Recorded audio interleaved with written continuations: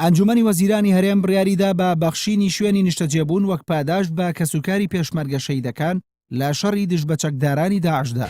بەپێی بەدواداچوونەکانی NRT هێشتا نابەرابەریەکی زۆر هەیە بۆ نرخاندنی بنەماڵەی شەیدانی پێشمەرگە بەراورد لەگەڵ ئەو قەرەبووی وڵاتانی ئەوروپا و ئەمریکا دەیبەخشن بە بنەماڵەی سەربازە کوژراوەکانیان. هەر سەربازێکی ئەمریکی لە ماوەی خزمەتی سەربازیدا بکوژرێت لە ماوەی تەنها 3 ڕۆژدا پنتاگۆن بڕی $100,000 دەبەخشێت بە خێزانەکەی بەبێ ئەوەی هیچ باجێک لەسەر ئەو بڕە پارێدا بنرێت.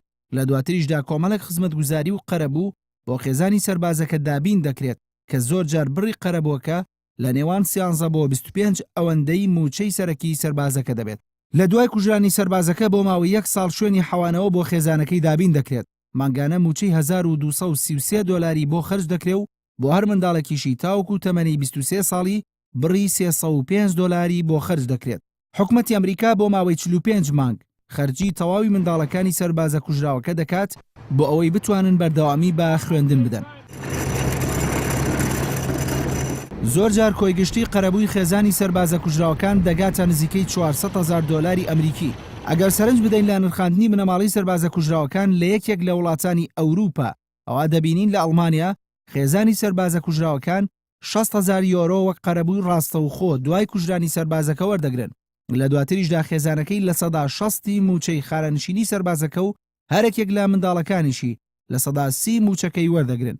ئەگەر سەربازێکی ئەڵمانی لە کاتی خزمەتدا کەمەندان بوو بەپێی ڕادەی کەمەندانبوونی تاوەکو بڕی €150,000 قەرەبوو دەکرێتەوە و لە 80% دوهەمین موچەی وەک موچەی مانگانە بۆ خەرج دەکرێت.